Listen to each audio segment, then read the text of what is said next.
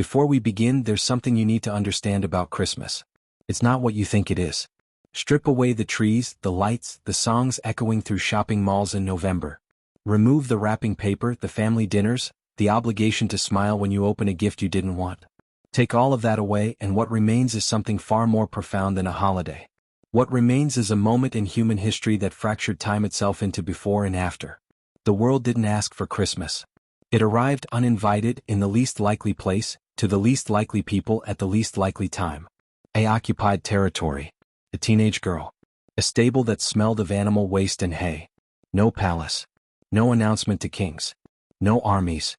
Just breath in the cold night air, and a child whose arrival would split history in two.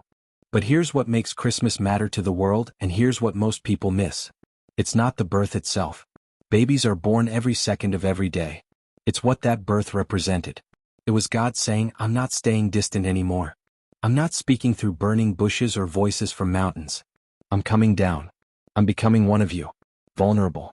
Breakable. Human. Think about what that means.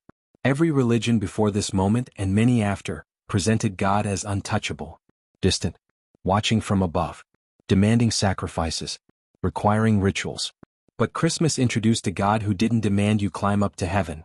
He climbed down to earth. He didn't ask you to become divine. He became human. This is why Christmas spread. Not because of military conquest, though empires tried to claim it. Not because of superior philosophy, though scholars tried to systematize it. It spread because it offered something the world had never seen before. A God who understood poverty because he was born in it. A God who understood labor because he worked with his hands.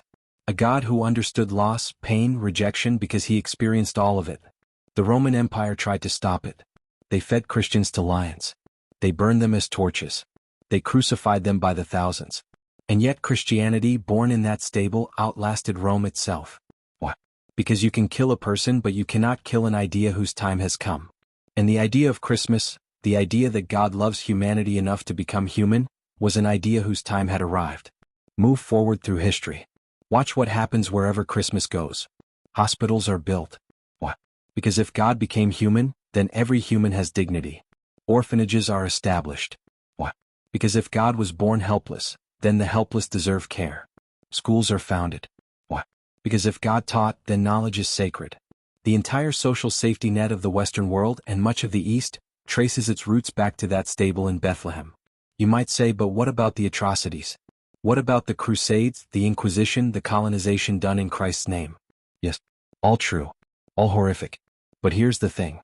Every single one of those atrocities was a betrayal of Christmas, not an expression of it. When people did evil in the name of the baby born in Bethlehem, they had to twist and distort everything he taught. They had to ignore his words.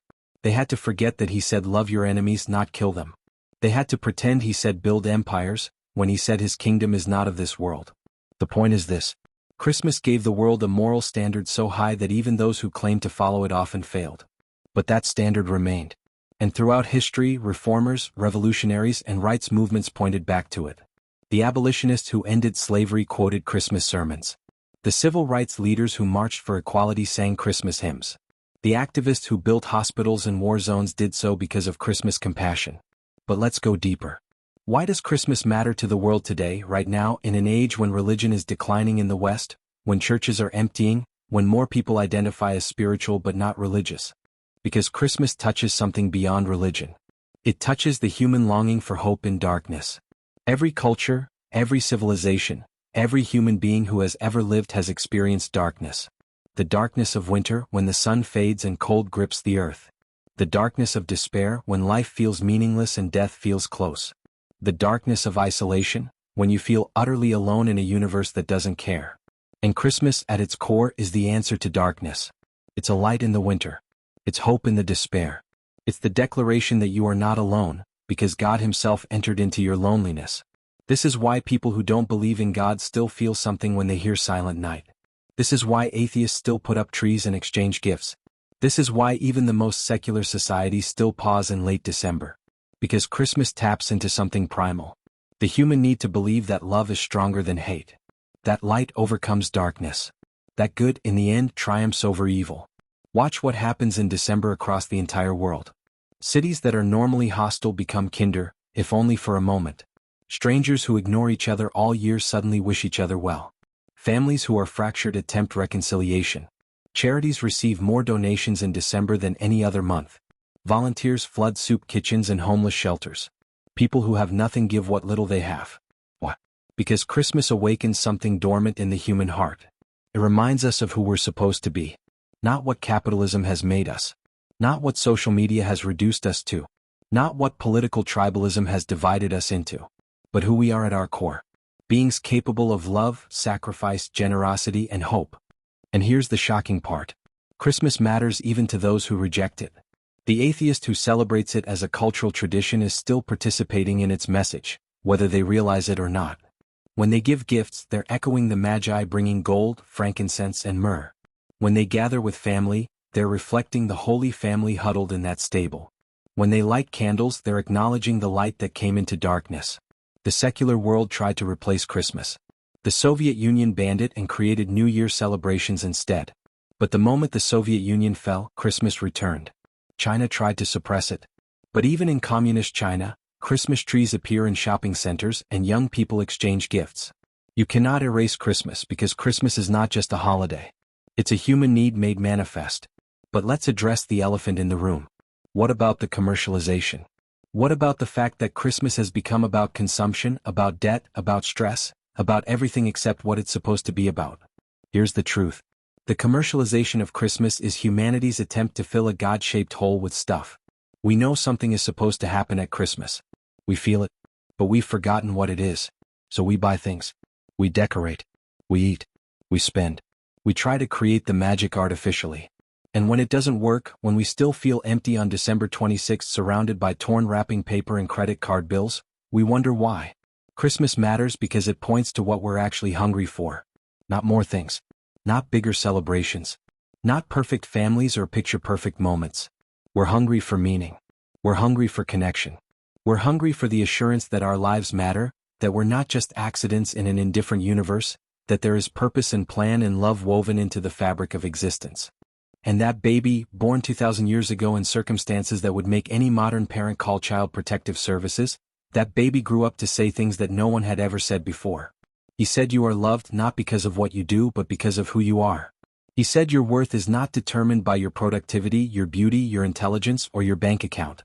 He said the first will be last and the last will be first. He said the powerful should serve the weak, not exploit them. He said forgive not 7 times but 70 times 7.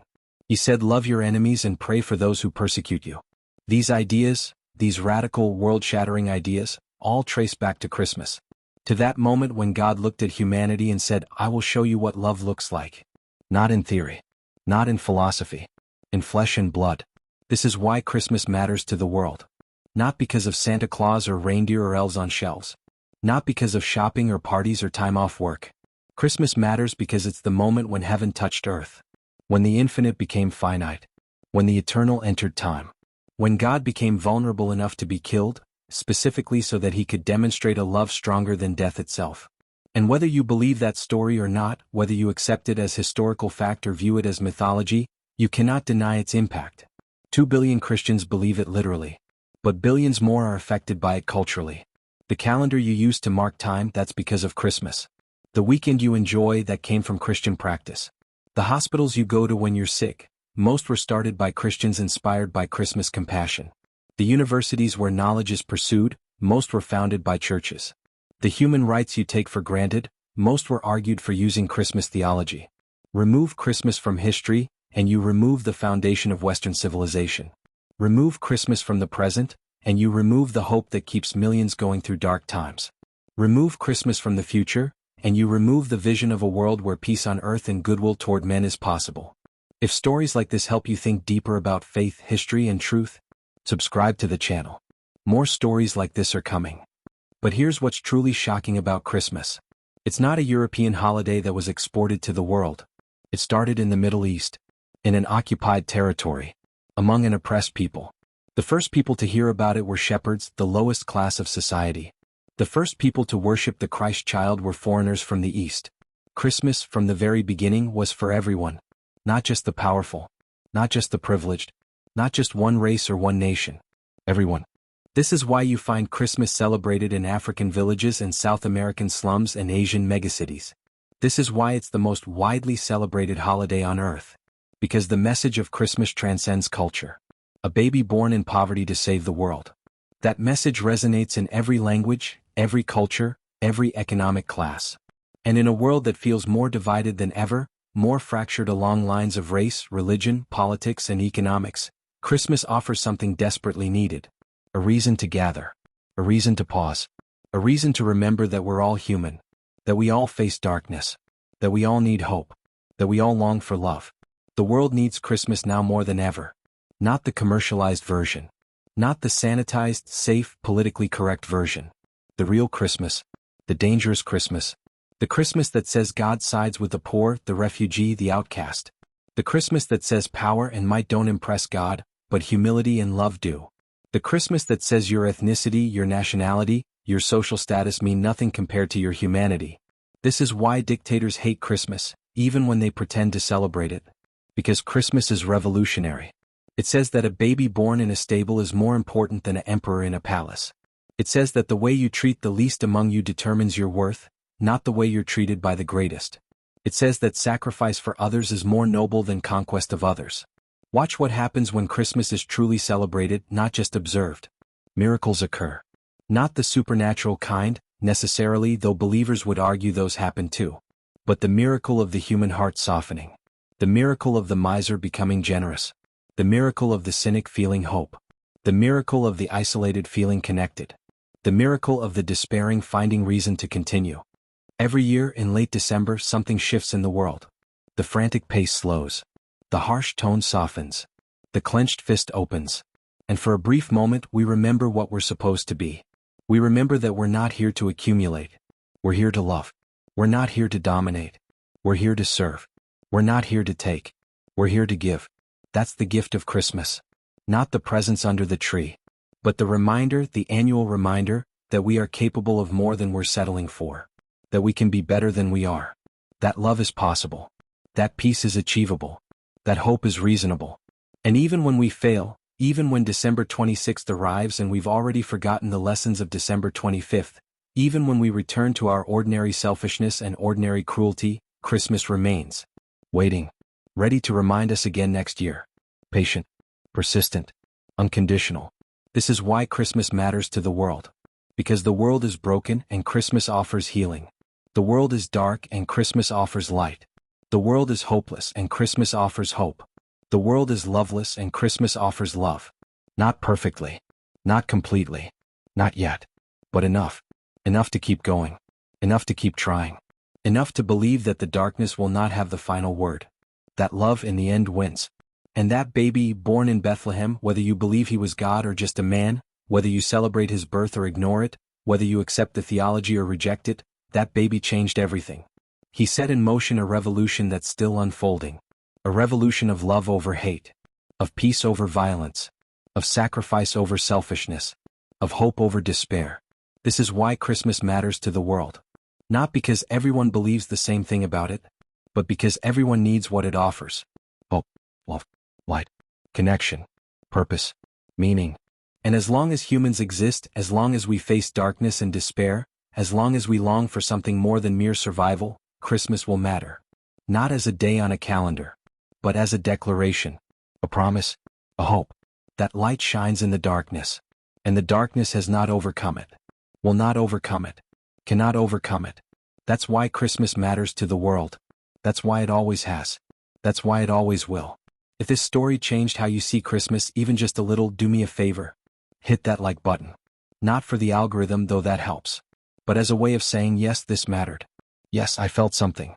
Yes, this is worth sharing. And if you want more content like this, stories that make you think, that challenge you, that remind you what really matters in a world obsessed with what doesn't, subscribe. Turn on the bell. Because I'm not here to waste your time with fluff. I'm here to create content that shocks, that moves, that stays with you long after the video ends. Now here's what I really want. Drop a comment below and tell me, what does Christmas mean to you? Not what you think you're supposed to say. Not the religious answer or the secular answer. Your answer. Your honest truth. Because the comment section is where this conversation continues. Where we build something together. Maybe you're Christian and this reminded you why you believe. Maybe you're not religious but this touched something in you anyway. Maybe you disagree with everything I just said and you want to tell me why. Whatever it is, say it. I read every comment. I respond. This isn't just me talking at you. This is us figuring this out together. So like, subscribe, comment, and share this with someone who needs to hear it. Because in a world full of noise, stories like this deserve to be heard. Thanks for watching. And Merry Christmas, whatever that means to you.